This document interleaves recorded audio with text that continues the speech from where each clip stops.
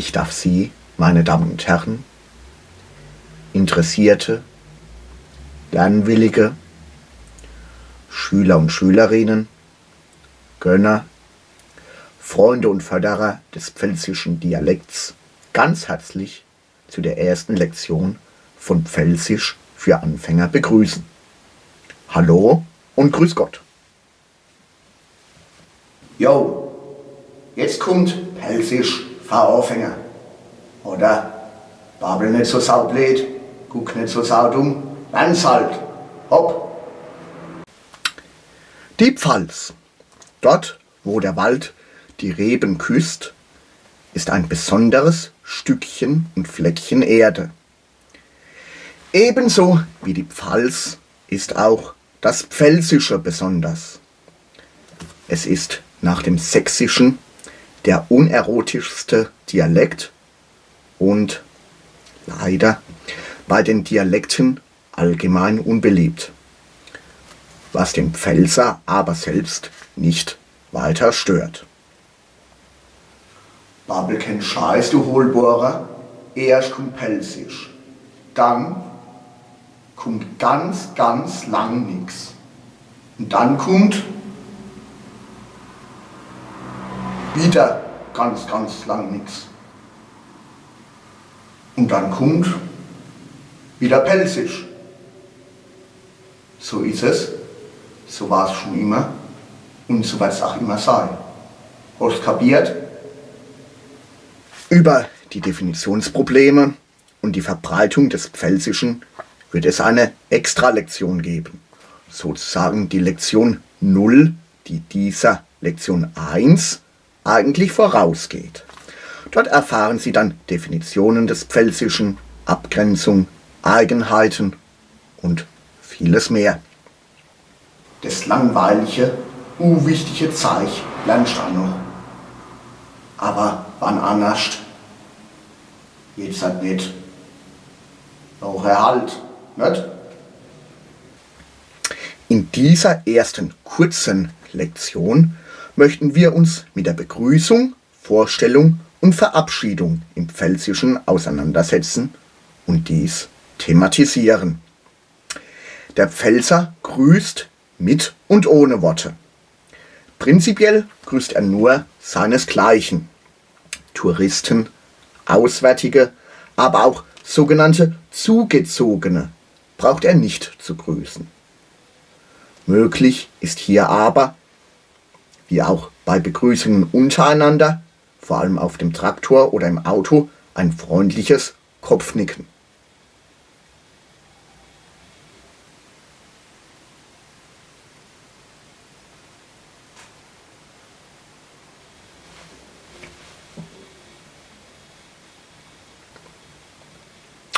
Aber auch ein Guten Tag.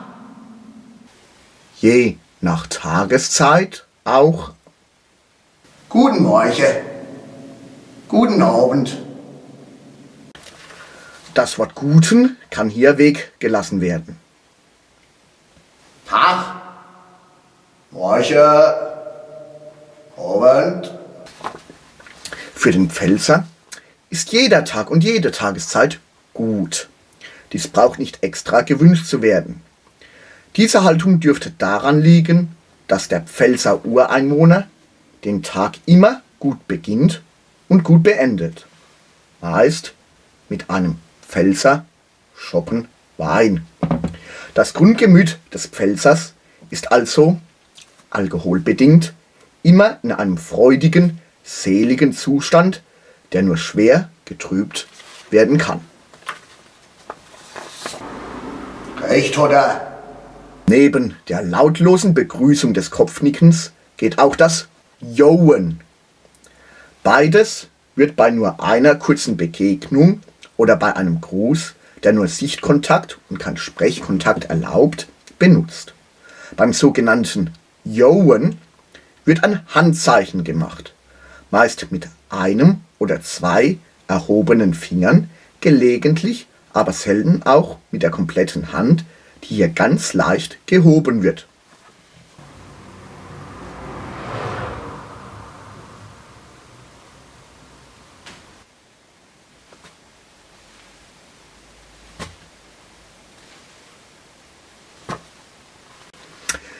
Große Bewegungen oder Winken sind dem Pfälzer suspekt. Er benutzt diese nur in Kontakt mit Nichtpfälzern oder kleinen Kindern.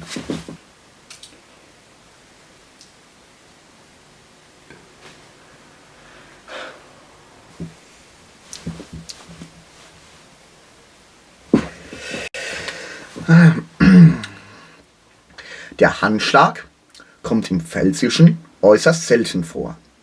Mit Handschlag werden Verträge gemacht, Versprechungen oder Wetten geschlossen. Er findet nur statt bei der Begrüßung mit dem Pfarrer, dem Arzt, dem Bestatter, beim Friedensgruß in der Kirche und in der Hochzeitsmesse während der Trauung. Dies dürfte ein Grund sein, warum in der Pfalz der Handschlag eher unbeliebt ist. Der Pfälzer wird an seine Heirat erinnert. Teilweise war dies wohl kein freudiges Ereignis. Also, wenn ich da an meine Hochzeit denke, gell? Meine Großmutter hat immer gesagt, mein Kind, Hektar ist für die Liebe Nektar. Ja, und mein Großvater hat immer gesagt, mein Bu, hör ich mal zu. Liebe vergeht, Hektar besteht. Jo, ich hab dann die Alt halt geheiratet. Schön war sie nicht. Schön ist er auch immer noch nicht, gell? Aber da musst halt als Mann durch. Der Pfälzer grüßt traditionell mit einem freundlichen Jo, jo, jo. Der Begrüßte und Gegrüßte antwortet ebenso freundlich mit dem gleichen Gruß. Jo, ach jo, oder einfach nur jo. Dennoch können verfeindete Pfälzer auch untereinander sich nicht grüßen. Wer eine Begrüßung verweigert, gilt als äußerst unfreundlich und unhöflich. Ein nicht gegenseitiges Grüßen wird häufig als sogenannte Sauerei bezeichnet. Wer den Gruß ignoriert, der Guckt nicht mal an, der hat keine Zeit geboten.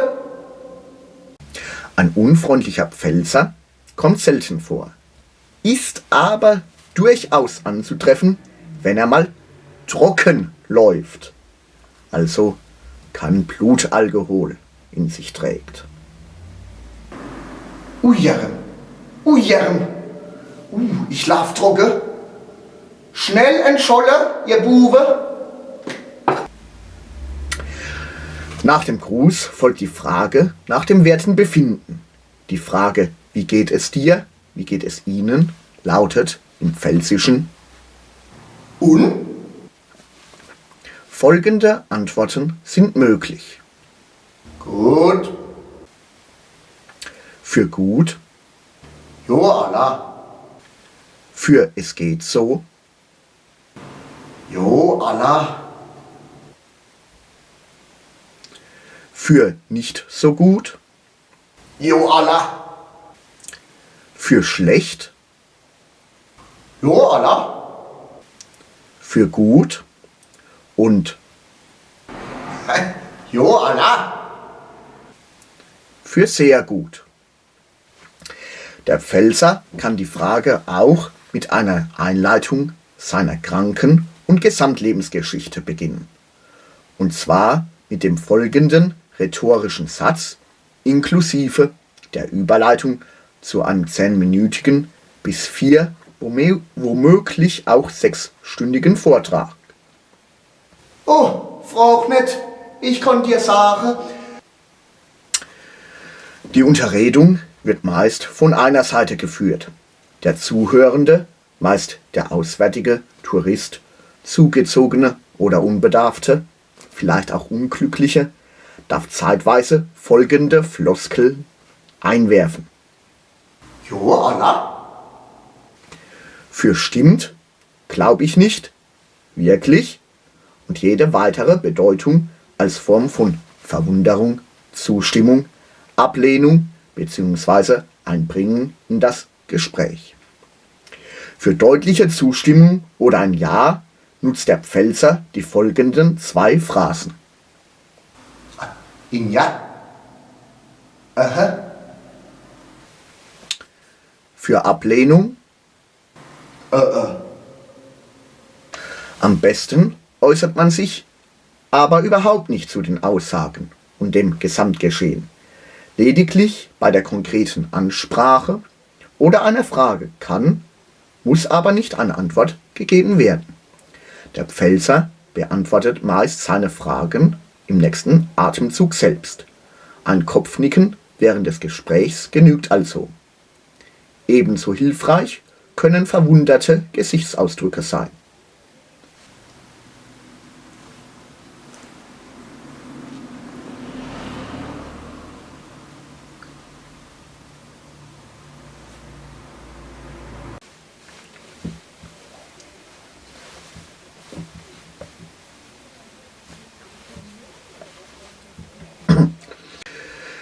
Dies verdeutlicht dem Pfälzer, dass man aufmerksam ist und dem Gespräch zumindest ansatzweise folgen kann.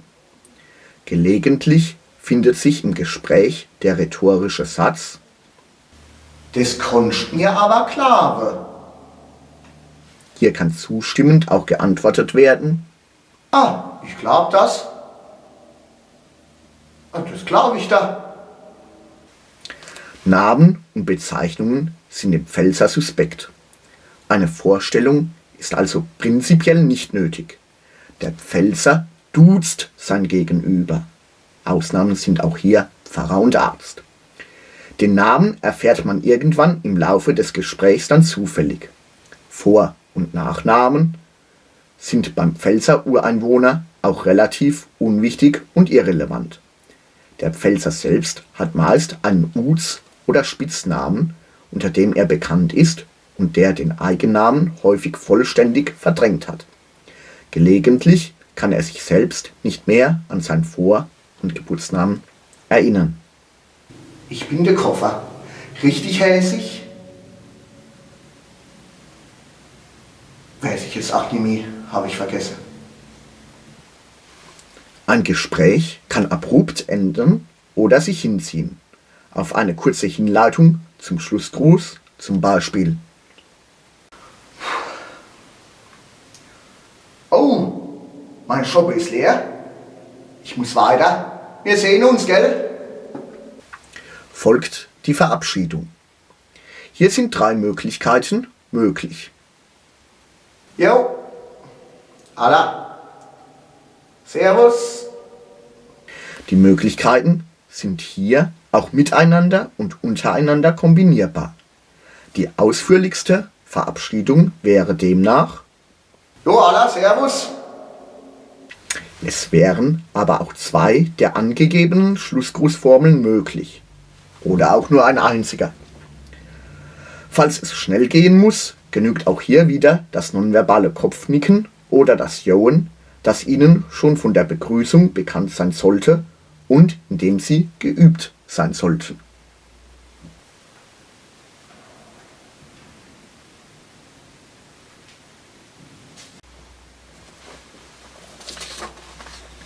Wir fassen hier nochmal also das Erlernte zusammen. Eine Pfälzer Begegnung sieht folgendermaßen aus. Jo. Jo. Und? Gut. Jo, alla. Ja. Aha.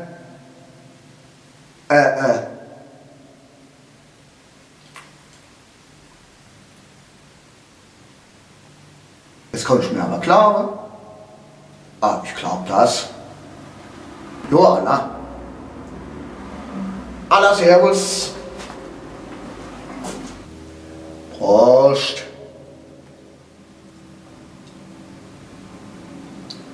Nun sind Sie für die erste Begegnung und Unterredung mit einem Pfälzer gewappnet. Als letzter Tipp hilft in der Pfalz immer, gerade wenn man nicht mehr weiter weiß, den Schoppen Scholle, den man jederzeit und überall bei sich tragen sollte, nehmen, einen tiefen Schluck tun Und schon sieht die Welt wieder anders. Und besser. Und schöner. Und glücklicher. Und fröhlicher aus. Zum Wohl die Pfalz.